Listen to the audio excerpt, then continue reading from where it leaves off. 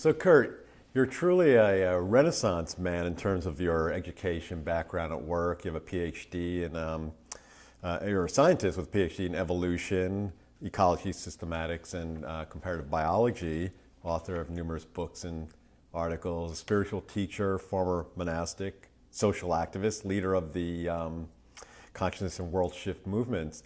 So I'm curious to develop yourself and cultivate your worldview in the way you have about your life's journey to where you are now. Yeah, well, what's interesting, I think like everyone else, a lot of this is just serendipity and synchronicity. There were a lot of parts of my own life when they were being lived out that didn't necessarily make that much sense because they were so varied. But if you look at what was actually going on in retrospect, I was really lucky to be prepared, and particularly professionally, across a number of areas of training, and to get enough expertise in those that those then have ended up serving very well this larger global holistic transdisciplinary conversation that really characterizes what's going on in the world. So that's like I said, it makes sense now, and can say more about that if you like. Yeah. So probably over the years you've had eureka moments where different compartments, so to speak, that you've been in, lived in, start integrating. Yeah, and I was lucky that the two major ones, science and spirituality, were running simultaneously. And one of the anecdotes here that I suppose is interesting, that I already had a track record in scientific publications before I chose a monastery in New York to enter, because that being the tail end of the 60s, I was interested in really exploring what was going on in consciousness at a personal level. So coming to New York, suddenly then the American Museum of Natural History discovered that I was just up the river, and the order that I was a part of had a house in New York City. So once I had done my initial training, I was really allowed to come down from the house on the Hudson River and stay in the house in New York City and be resident at the American Museum of Natural History for at least a week or two a month. So those tracks were running simultaneously for at least 7-8 years. And then just by chance, when the American Museum of Natural History started its doctoral program, I was one of its guinea pigs. So when they first started running people through that PhD program, I actually did that PhD program while I was still a monastic. So those things, a lot of people wonder, how did you do this these years and those years? Well, they were simultaneous. They weren't like back to back. So yeah. And being a former monastic, you've been ordained actually in 3 spiritual traditions. So what are those traditions that you've been? Well, again, that pretty much follows the transition of my being a part of what's emerged as the interfaith and trans-traditional and interspiritual discussion. In the order that I was in, of course, I was a brother, and I was really acting as a scholar and a social activist and other things in that context. But as I got interested in the other spiritual traditions, that interest actually became too broad for my own order, and I was actually asked to eventually leave. Now that turned out to be pivotal, because actually when I left that order, the American Museum knew that I was available, so then I had a position there. But that's when I started meeting then all the other people that were in that similar position, like Matthew Fox, Wayne Teasdale, Bede Griffiths, Raymond Panikar, people that were in this global trans-traditional discussion. And some were having difficulties with their own root tradition, and some weren't. But this conversation was being developed in a big way. So without my knowing it, leaving where I was and then being in New York with that background just made me available. And that was, everything ratcheted up then, because those people were really trying to form, the basis of what's become this interfaith to trans-traditional to interspiritual movement. And then I could be a part of that really from the get-go. And many of them now, except for Father Thomas Keating, have transitioned. So it's really second generation people now that are carrying that work on. Yeah. So this, and I want to touch on in a moment, into spiritual movement and this book, The Coming Into Spiritual Age, that you've written. But I'm curious to know, what are the themes that drive and inform you? Yeah, I think, very much like in your own life, because what I know of you, that Anybody who has their eyes open at any level on the planet knows that we're entering a global epic. We're inevitably entering a multicultural and holistic epic. This is going to happen at a global level, whether it's steered in a way that's friendly to us or it's steered with a lot of difficulty. So I think anybody who has sampled deeply, what's going on across different arenas of experience or activity across social, what's going on, they inevitably know that this convergence is a global convergence and the conversation is a holistic conversation. So that for me is so self-evident then that I have felt called, pretty much like everyone else who's in the discussions that I'm a part of, to bring all of these discussions to bear on this globalizing phenomenon, this multiculturalizing phenomenon, and the challenge that it presents to our species to go beyond the tribal, which is so embedded in us, parochialism of every kind imaginable, racial, ethnic, sexual preference. We've been box upon box upon box. And now moving into an era where it's being demanded that we move out of the boxes and hopefully into a global understanding and gestalt where we have a chance as a species to be one species on one planet, sharing resources, and making a way of life and policies that are about the well-being of everybody and not just this or that group. So I think that is what drives the conversation. I'm on a lot of committees at the UN. It's another reason that I've stayed in New York. And the conversation at the United Nations, same way, where people just absolutely understand that this is going global. It's either going to go the easy way or the hard way. And all of us have a critical part in that. Well, absolutely. And so that then was the underbelly to writing this book, I would think. Absolutely. The coming interspiritual age. Right. So before we talk a little bit about that, I guess it'd be good to define what you mean by interspiritual. Right.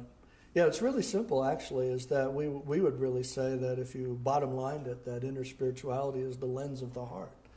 That if you look through any lens, be it a Jewish lens, an Islamic lens, a Buddhist lens, a Marxist-Leninist lens, a humanistic or even materialist lens, in the long run, the only place that all human beings have something in common is at the level of the heart, and what that would demand, we would be trying to create an environment at a global level where people really have the rights to really what amounts to life, liberty, and the pursuit of happiness, that they can live in a safe space, that they can pursue happiness as they understand it, they can pursue their curiosities about reality as they're drawn, and that the boxes that in the past have actually made the doing of that not only difficult, but even punishable in different cultures, that's an era that has to pass. So when we talk about interspirituality, say we're going beyond dialogue or even understanding the ideas of different religions and philosophies and traditions,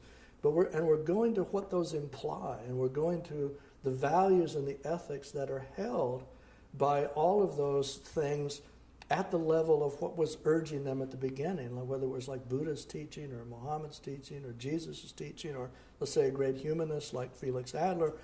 They were all talking about the betterment of the environment for all people on the planet. So that's really what interspirituality is. It understands that there is a mental conversation, an intellectual conversation, a theological conversation about all the stories that underpin the different religious views. But it's pushing and saying, no, go deeper, go deeper, go deeper, in the place where all of us could truly meet. And that's actually in the heart and in the recognition, however we would say that, of my recognition of your inherent value as a human being, if I would say it as a humanist, or your inherent divinity, if I was going to say it as a spiritual person, or if I was going to say it even as a pragmatist, kind of like David Corton is now, the great turning in his other books, is that just the pragmatism of acceptance and recognition of the inherent being all in the same boat, that we either get that and build a world that's based on that, or we're going to have some very severe problems. Yeah. So interspiritual then, in terms of religion, is really about the heart and soul of all the religious traditions, and really kind of going back to its, I don't know if you call it the mystical tradition of all religions. Yeah, see, you jump there immediately because you get that. And where that comes from is that what all the traditions have discovered, and I'll say in the last 10 or 20 years where contemplatives and monastics have been meeting and talking about ultimate spiritual experience, what they all report is that what they find is not some theological or religious experience, but they find that they no longer feel separation. They actually come to understand that there's a profound interconnectedness and unity to all things. There is no other. We're intimately connected. We are each other. We're all one organism. And that profound understanding emerges out of the contemplative enterprise, no matter what tradition that it's in. So that mystical element, as you just said, is where then one has to acknowledge that that world of the heart is where it's all being held. And that's no different really than what science is also pointing toward. It's not only pointing toward the unity of everything, but it's asking the questions of how you build structures, social structures, governance structures, economic and justice-related structures that have to do with that understanding of the profound interconnectedness. And bring up science. I mean, you are someone who's walked both worlds, science and spirituality. Science is really a true scientist, or our science is about the search for truth. So really the search for truth does start to merge with spirituality, which is also about the search for truth. Yeah, and I think even deeper than that, there's this understanding that the models that are already in nature inform us about how we should actually live. And here's a good example, is if you look at ecosystems, and that the communities that make up ecosystems don't do the same thing. They're not uniform. But there's an organismic, holonic relationship to how ecosystems work that allow the components to be very, very different, but the diversity to actually be this wonderful, elegant unity. Now, if you want to then say, if you're looking for a model for the world religions, or you're looking for a model for any type of social diversity, we already have that model in the way ecosystems work. And so there's not only just the pursuit of, let's say, scientific truth as an objective scientific discipline, but there's this understanding that what nature and cosmology tells us about structure and relationships is deeply informative to how we then need to be with each other. Mm-hmm. Yeah. And the concept of interspiritual, even though it runs millennia, from what I understand reading your book, it was Brother Wayne Teasdale who first discussed that. Yeah. So his name may be in the mind of people, but they may not know him fully. And he was a big influence on your work. So perhaps you could tell us a little bit about Brother Wayne. Yeah, absolutely. You bring out a very important point. And for instance, if people go to the website, thecominginterspiritualage.com, the first thing they'll see is pictures of about 50 people from across all the traditions for maybe 200 years or more who were looking toward the underlying unity of the whole experience at the same time that others in those traditions were tradition building. So we had the axial age that was establishing the major religions, but then we had this counter conversation with leaders, and you'll see all of them there, who were talking about this long before somebody like Wayne Teasdale came along and put a name on it. Now, what Wayne actually did, and Wayne Teasdale was a Catholic monk, again, who was the official hermit of the Diocese of Chicago. He was a very close friend of Bede Griffiths, who was one of the first crossovers between the Hindu traditions of India and the Christian monastic traditions, and also Father Thomas Keating, who was the founder of Centering Prayer and the 25-year-long now interreligious dialogue that he's pioneered. Those were the people that Wayne considered his spiritual mentors, and then Wayne was mine, and among other friends of my own, who Wayne was their mentor. But Wayne really ended up doing, as we say in this book, he really did for spirituality and what's become interspirituality what Darwin did for evolution.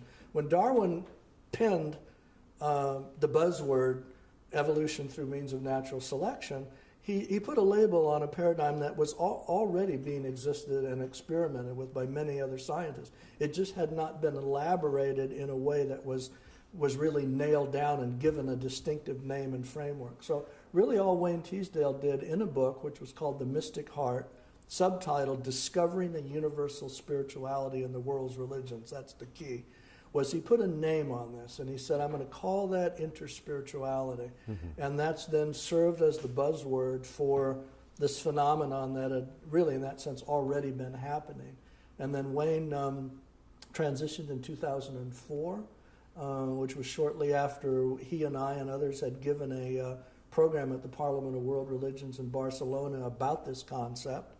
And so the rest of us have been carrying that on in a big, big way. Yeah, and talking about his book, The Mystic Heart, you have one of your earlier chapters is Everyone is a Mystic. Right. So what does that mean to you, and how do you think people can cultivate their own inner mystic? Yeah. Anyone who's curious about reality and anyone who's inquiring, whether they're inquiring experientially through spiritual practice or they're inquiring through the modes of scientific discovery, is probing for the deeper understanding of what's reality like, how does it work. So in that sense, science and spirituality are both, they're going into the same territories and doing the same thing. So if anybody is feeling their way into how they live, what's meaningful, what's deeply informative, that's at the mystical realm and what would be called the subtle realms of experience, So that's pretty straightforward. Yeah, as well. And I like the fact, that's an early part of your book, so you're asking people to take that journey Right. to continue on with the ideas that you discuss. Yeah, and not only simply for that at the personal level, but at the global level, that's the journey that's really required for people to come out the other end of it with this identification as, hey, we're not only in the same boat, but we're actually chips off of one block, and we've got far more in common than we might have ever imagined across colors and ethnic backgrounds and religious backgrounds. And that epiphany is a huge epiphany.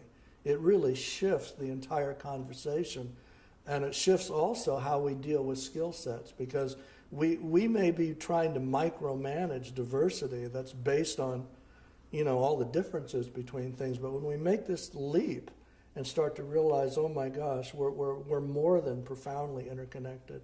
We're mutually interdependent at the deepest levels, at the level of heart, resources, the future of the planet. Then you're called to amp it up to another level. So actually, that's what interspirituality does. It really says to the world's religions, come on guys, amp it up.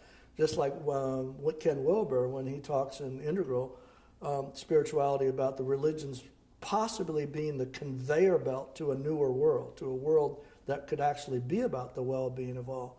He's basically saying the same thing. Come on, go back to the roots of your original message, amp that up, put the emphasis there, and not on the differences in theology, not on the difference in absolute claims, end-time scenarios, whose Messiah is coming and when, and who's hell and who's heaven and what perdition. That's, as we say in the book, a lot of that's from the old magic mythic lens.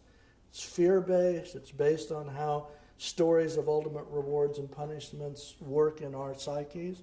But anybody who's done deep spiritual practice and moved toward freedom of the heart and consciousness, knows that that's a very different conversation than the conversation that's about love and kindness and recognition and mutuality.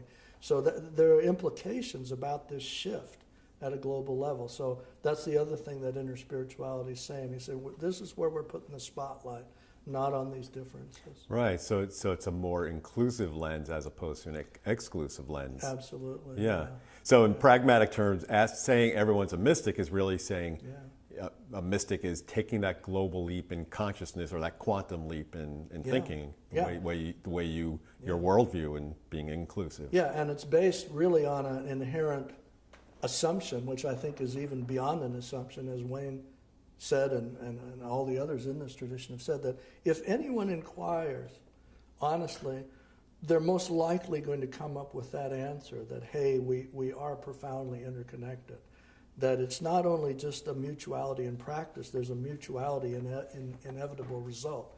And what's interesting about that is that if we talk about the human predicament, we go back to the science, and from the anthropological point of view, ask, can Homo sapiens make it at a global level? Can this species, which is the only remaining species of the genus Homo, sometimes we forget that, we're the only remaining species of this one genus that has created this quite intelligent lineage, are we going to have the ability to have a global civilization?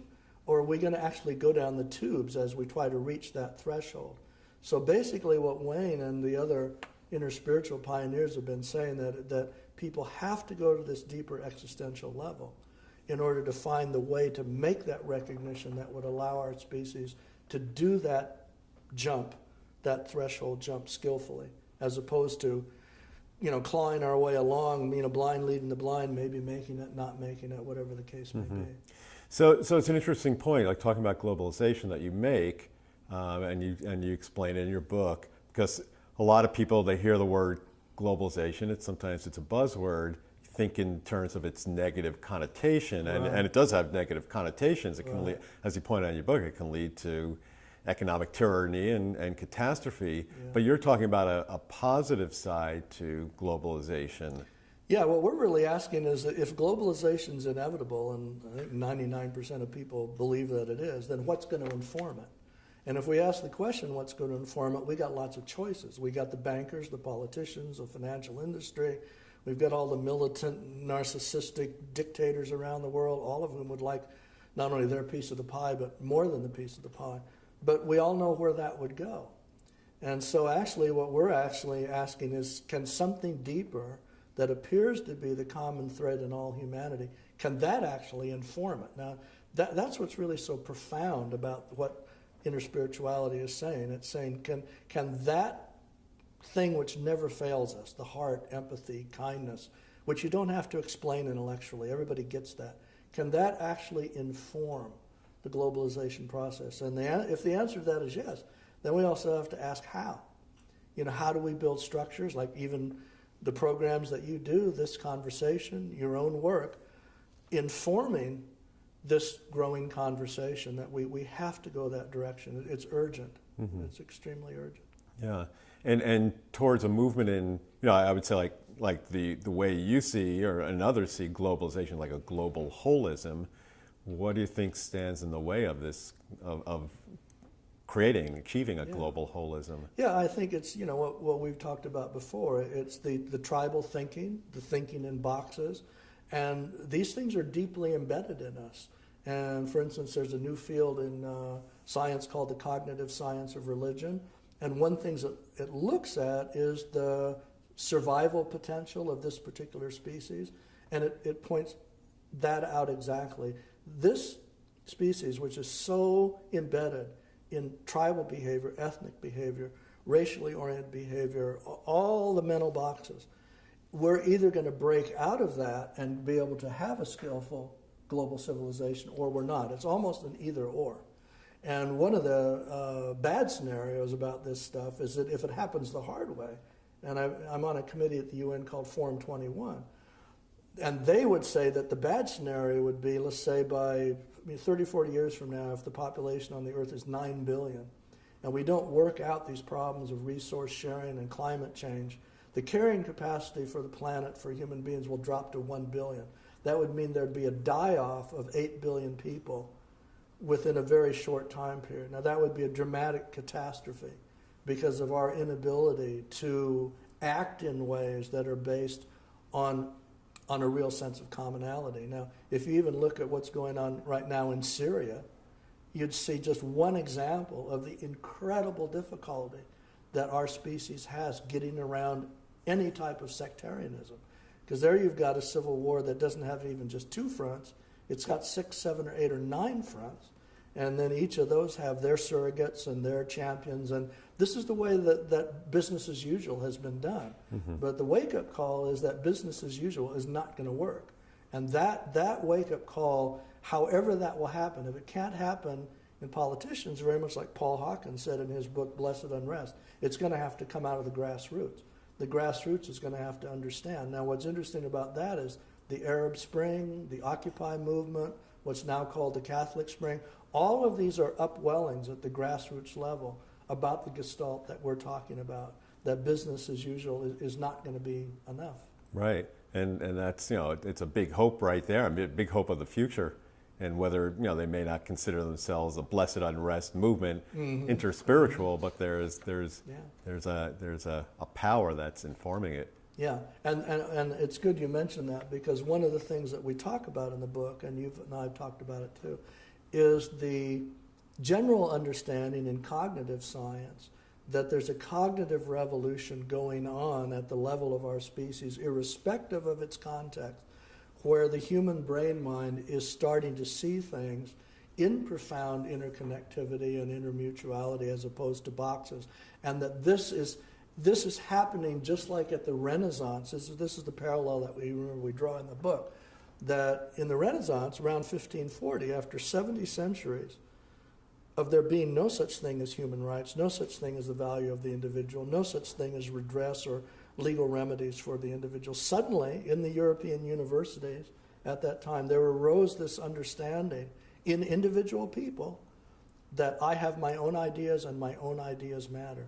And that grew to such a level in the sense of becoming the gestalt of the global mind on the street, that within 300 years we got the Declaration of Independence, which declared that the innate value of the individual was a self-evident truth.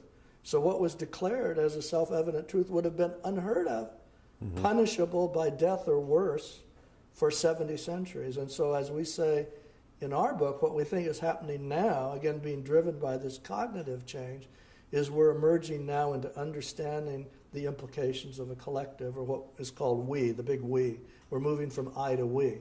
And that then, if that's happening at a global level, that, if I had to say, where would I put my money? I don't think I'd put my money on whether you and I can educate everybody quick enough to become holistic in their view.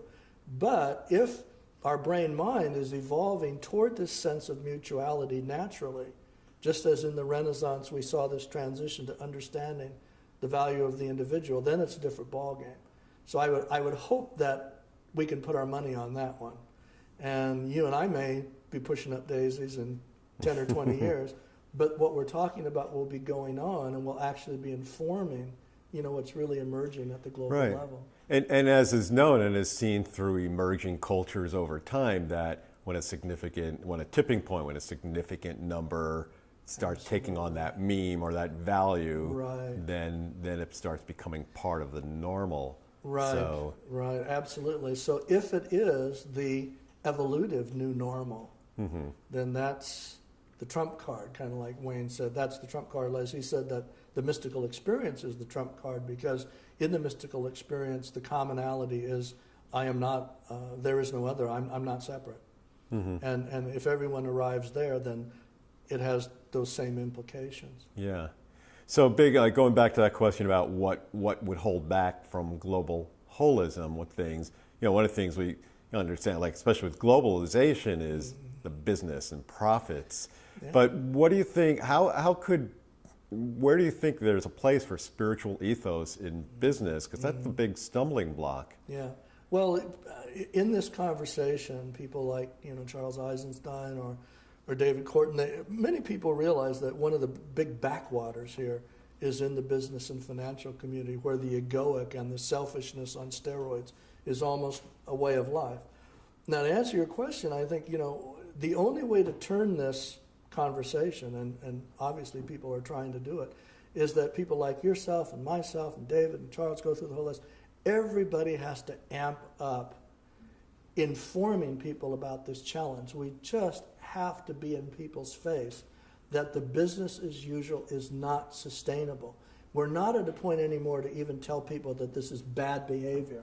It's simply not sustainable. So if it's not sustainable and it leads to a global collapse, then nobody, no matter how elite they are, is going to be protected from the results of that collapse. So that, there's a lot of people asking, what does it take to wake up the narcissism in our species, Homo sapiens, which is unbelievably embedded, to this wider understanding? And it's not an easy challenge. But I think the only way is the conversation just has to be amped up everywhere. Yeah. And do you think political leaders, can we expect anything in terms of transformation from political leaders? Well, historically, you could see that if you go through patterns of history, there have been leaders who created new paradigms which allowed structural alternatives.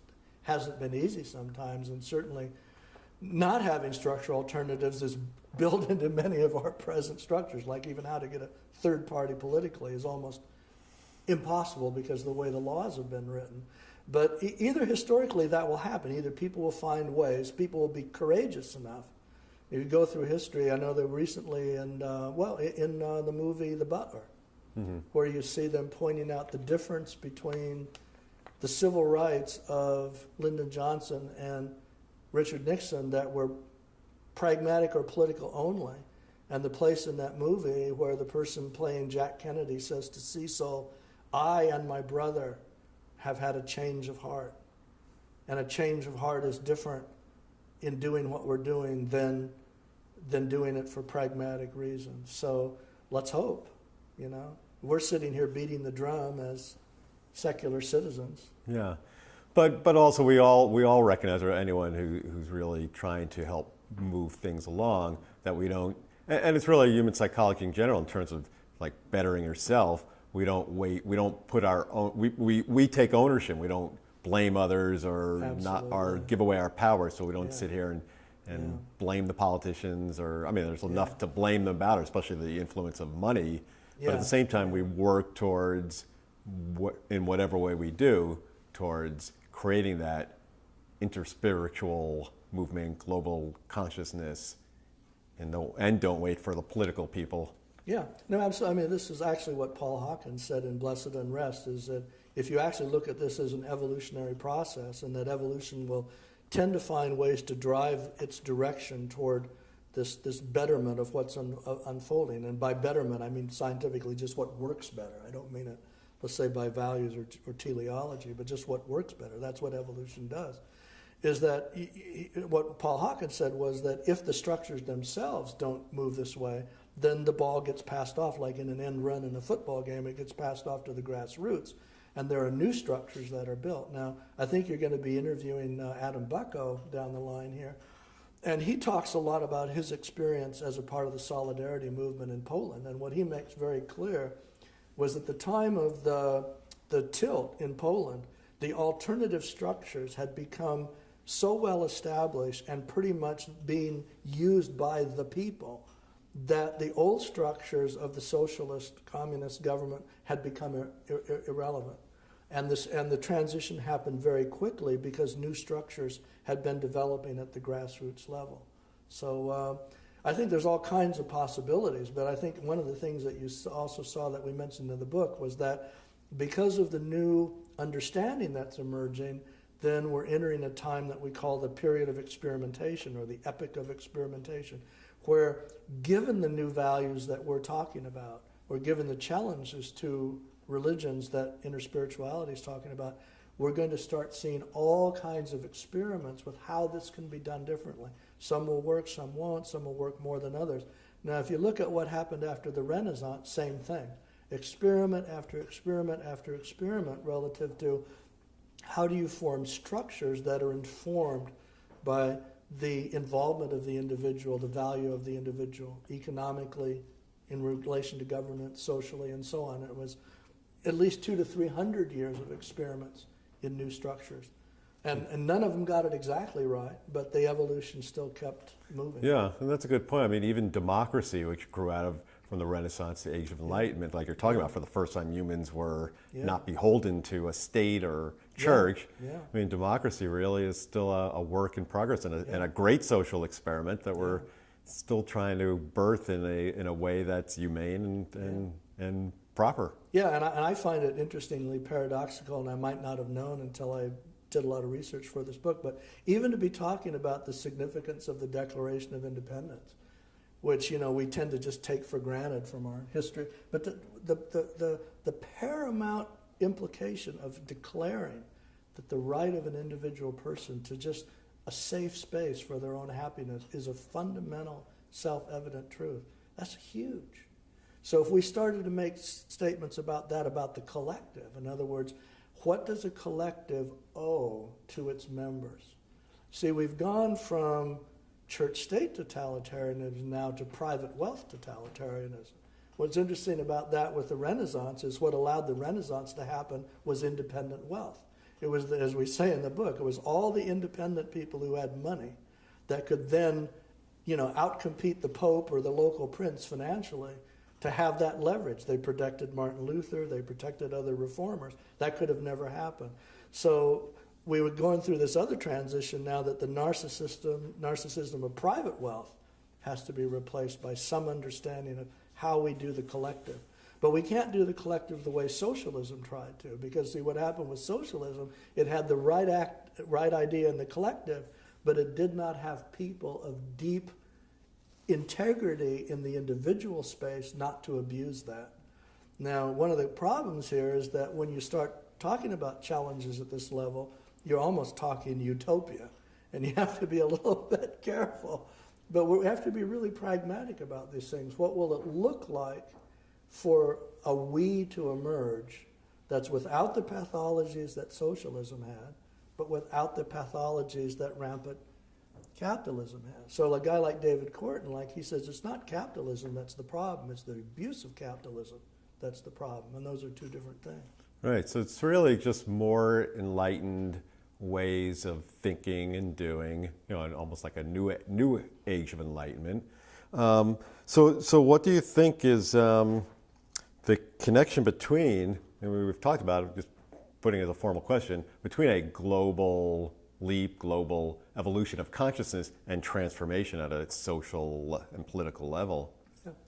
Well, again, I think we see models that show us how this can happen. For instance, if you go back to how Gandhi underpinned the Indian phenomenon, and he had, of course, many helpers, including Sri Aurobindo and many others. That came from a transformative experience in himself, where he basically was saying that the realization about who we are will not only cause us to reject the way we're being treated, it will cause the British to reject the way they're treating us. In fact, the whole methodology of nonviolence was really them saying that if we let them beat on us enough, at a certain point they're going to say, I can't tolerate this role that I'm in as the oppressor, and both sides then will make adjustments. So we see models of where ideas have emerged and they've been backed by effective structures.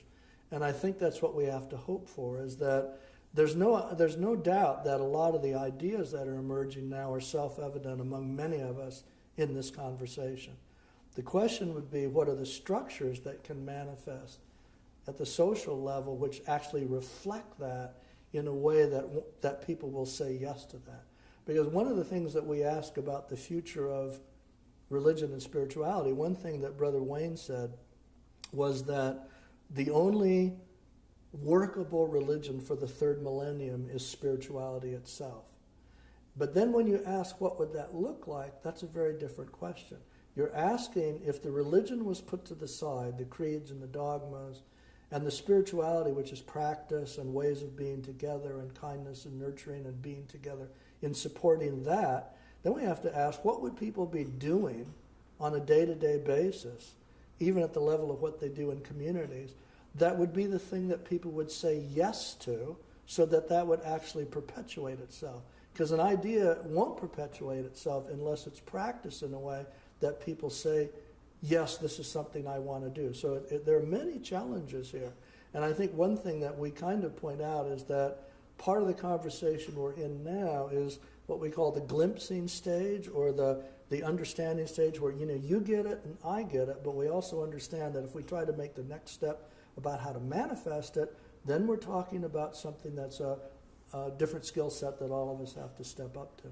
Yeah, so in a way we're creating something that really hasn't fully been done before. Absolutely. But democracy hadn't been done before, or in minuscule ways. So every new emerging path has based, like Ken Wilber and others talk about transcend and include. Right. So we're kind of transcending or including as we transcend. Mm-hmm. So without making this a utopian question, because everything has to be pragmatic, if there is this global evolution of thinking and consciousness in a scale that reaches a tipping point, say, how do you see it manifesting and changing the structures of our society, economic and agriculture, health, and everything? I think we're going to see models emerge, and I'll just point to one already, which is in Bhutan. And even though Bhutan is an extremely small country, maybe that's why the experiment can go on. But what Bhutan has basically said is that they as a nation and they as a culture are going to have a collective vision of the kind of nation they want with regard to education, health, the happiness of the people, the environment, and all policy decisions are going to be reverse engineered from that vision. Now that is very, very interesting, as opposed to everything being driven by just the short-term blind profit motive, cut the trees and who the hell knows what comes of the pollution and all of that. But if we could go to models that are somewhat like that, where we say this is our goal and we're going to reverse engineer our policies based on how we achieve that together. That's revolutionary, but it's real. And it's going on in a real place, in real time. And we'll see what becomes of that. Right. And Bhutan, from what I understand, that Bhutan has done programs at the United Nations where they've get a chance to expound more and influence others. Yeah, no, absolutely. In fact, this meeting I was there at the UN June 3rd and June 4th was actually talking about, even asking, what does leadership look like when we're talking about this call about holism and this call about serving the collective? What does leadership even look like? And again, it goes out of the old paradigm of the individual charismatic leader that everybody follows and that we means more people working with me. But it means we as we. I mean, holonic, circular, horizontal groups that are able to work skillfully, non-egoically. And the good thing now is there are many groups that are experimenting with this. If you look at on the internet under holarchic structures or holarchic business models, there are all kinds of designs now about how circles of people work independent of the individual egos, but with some sense of what they call the evolutionary purpose of the circle, and then the dynamic steering of that circle and that vision by everybody in it, tapping into the individual skill sets of the people in those circles, passing the hats around, changing the hats, and those things are changing. And they're changing in a lot of ways because they're very successful in business. So, because they empower people. Uh-huh. So that of and by itself is a spiritual ethos, like talking about business, a spiritual ethos in business. Absolutely. I would say like a spiritual ethos in business could be just the golden rule: do unto others, do unto yourself, and put people front and foremost instead of the profits first. Yeah, and also one thing we point out here, David Corton points it out too, is that the old idea of Darwinism, that nature is by its nature competitive, and therefore survival of the fittest, what became social Darwinism, is not even good science anymore. I mean, there is competition in some parts of the biosphere, and there are other parts of the biosphere that are so resource rich that there isn't competition. The niches are open, they're there to be filled. There's not the finite amount of resources to fight over. So that, which in science has been called, the understanding non-equilibrium thermodynamics as opposed to equilibrium thermodynamics where everything had to be fought over, that's been a revolution for, 10 years old now in science. But it hasn't trickled down to the people who are still in the social Darwinism, kill or be killed, survival of the fittest, business ethics. So the change might be is that if competition itself isn't sustainable, then what are the levels of cooperation that create sustainability? And those are different discussions. Certainly, those discussions are going on in the UN NGO community in a big way. Good. And that really the movement in the digital economics of this open, like Charles Eisenstein calls it the gift economy, but the open movement in many ways is really about collaboration more than competition. Yeah, and it's called the open movement because it's absolutely open to the new ideas when they emerge. I mean, there used to be this pecking order. I think Ken Wilber is one of the best examples that people who are, let's say, anti-integral or anti-spiral dynamics or claim that they're pseudoscience, first thing they say was, well, they all circumvented peer review in order to get into print. Well, thank God they circumvented peer review. Right. Because they would have never gotten into print. And now those views that are holistic are extremely influential.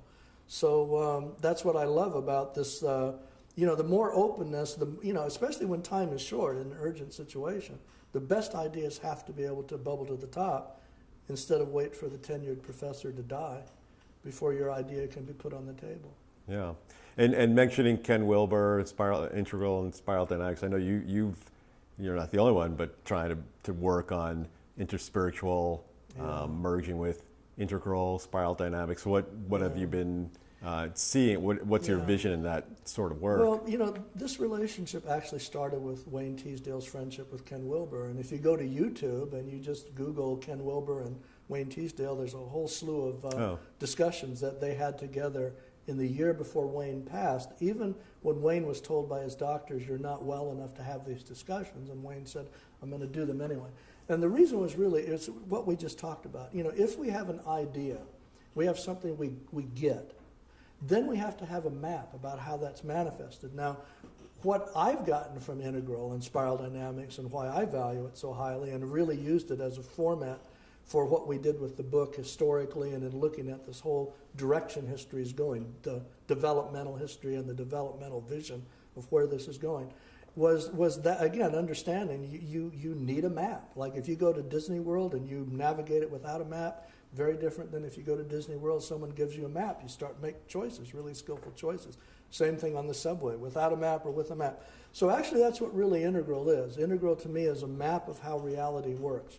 In its first, second, and third person, the 4-quadrant model is really that we have a first-person experience, a second-person experience, a third-person experience. The whole world is operating that way.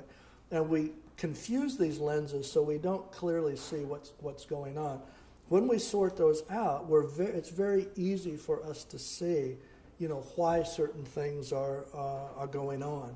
And then that allows us to get the result, much faster and in a much more skillful way. Yeah. And going back to earlier, you mentioned on your website, or the Coming Into Spiritual Age website, about the gallery of interspiritual pioneers, which I think is great because it's great role models. Yeah. I found that interesting because they were both spiritual people and secular people from Thomas Merton, Paramahansa Yogananda, and Carl Jung, and Ken Wilber, and other people. Absolutely. So what makes a person an interspiritual pioneer? Well, I think it's, anybody who naturally ends up having this conversation because they know that the world can't healthily go anywhere else except holism. So all those people that ended up among those 50 or 55 people are people that ended up there because they had that discussion. Many of them didn't know each other. Some were not even connected relative to whether they were humanists or whether they were yogis. Some of them were a century or two longer. Like Pythagoras. Yeah. Clear back, right? But they were all people thinking outside the box, and they were all people that were thinking about the well-being of everything and everybody instead of just one particular group. And I find that interesting, like we said in the book, because just as the mammals, which has allowed us to be here, were around the feet of the dinosaurs when the dinosaurs were in their prime, all the great founders of the axial religions, when they were building the world's religions, were companioned by these other guys that we point out who are already thinking about how this is interconnected. Mm-hmm. So evolution is amazing, how it was already building in the vector of the next stage at the feet of the very stage that would have, if it was asked for its opinion, would have said, no, I don't want that, I don't believe in that. I'm this or I'm that. And but it was all still, and that's another reason I kind of have faith in this process, is that evolution is by its nature optimistic. Mm-hmm. That's what I guess Paul Hawkins said. Yeah, I like that saying. Yeah. And talking about the founders of the religions, I mean, these were all mystics, and they had seeds of an idea in their mind that they were able to articulate, but now there's just, and they were, the random people in the crowd, but now there's just more people. Yeah. And I'm thinking with your gallery of pioneers, probably people seeing that say, I can be that too. So it's a really inspiration. And you better be. Yeah. You are needed. Yeah. But anyone can say that. And everybody, yeah. Yeah. Yeah, because the only way that a gestalt becomes the new thing is that if at the level of real people in real time at the grassroots, that becomes the way they think. That's how the Iron Curtain came down. That's how all these other things happened that even in our lifetime we thought probably could never happen. Yeah. So when we see the big picture or even the small picture, it's easy to be, I feel, optimistic, hopeful, understanding. Yeah. In fact, the more people I meet like you or other people that are in this conversation, I said earlier, safety in numbers. Right. You know, the growing understanding that basically this comprehension, it's simple, profound, and it's quite self-evident. So the more people that come to that, well, then it does make one optimistic. Yeah, and no longer do people have to be voices in the wilderness, safety in numbers. Exactly. Yeah.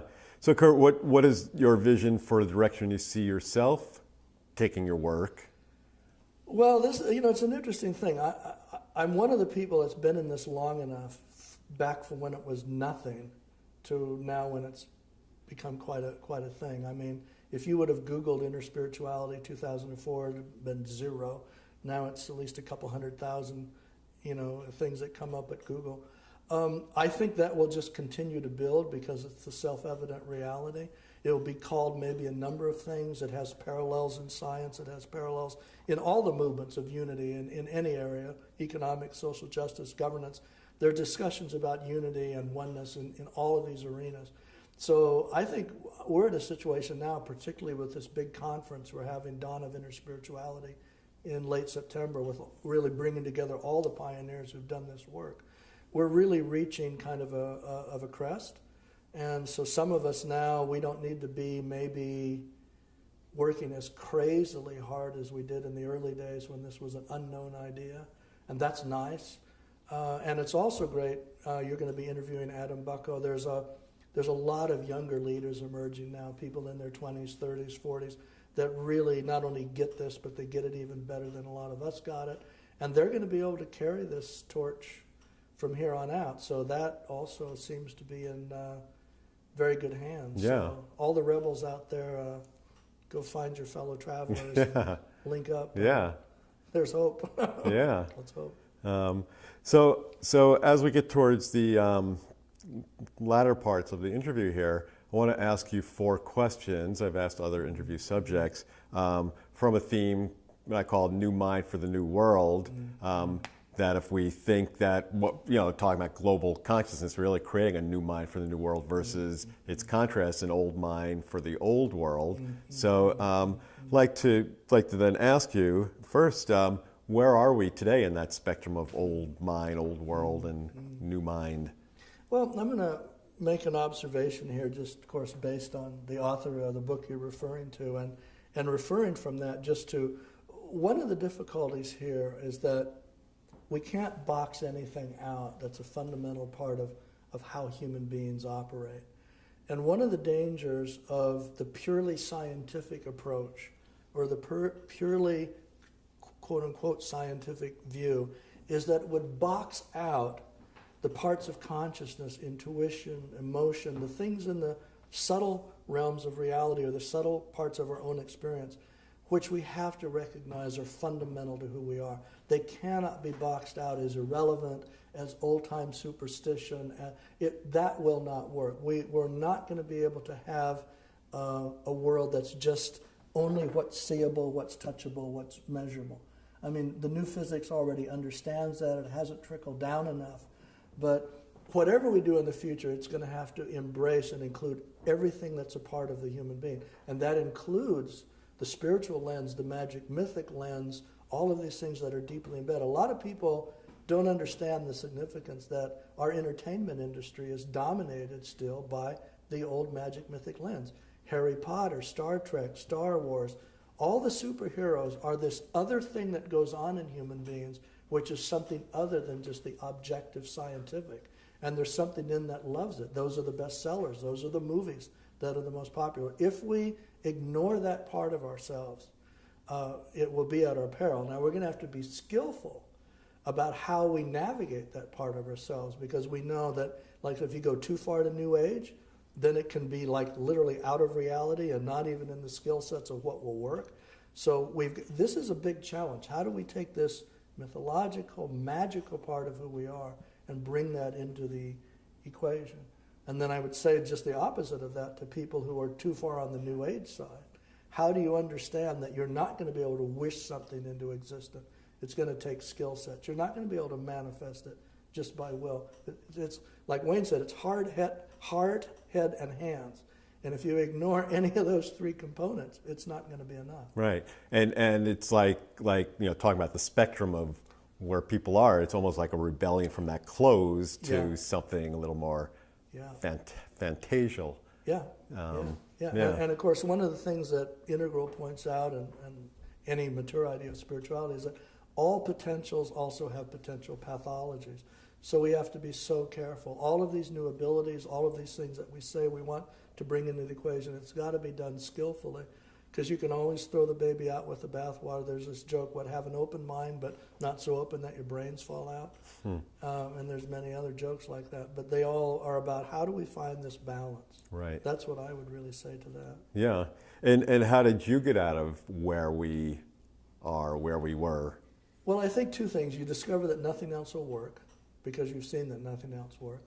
But you also see, as Pepper was saying earlier, that you have this experience where you see face to face this deeply integrated reality, which is the one that you say yes to from the deepest part of who you are. And that reality has all of these facets to it. So it has that experiential aspect, and it also has the pragmatic aspect. Yeah. And even though you say nothing else works, so that helped you to get beyond. Yeah. Not everyone sees it that way. A lot of people hit that crisis point. Yeah. But it doesn't mean it. They just carry on as the same old. Yeah, and see, that's interesting because, again, the cognitive science of religion people, that's the question they ask. If you look at Homo sapiens as a group, even statistically, which tendency will actually win out?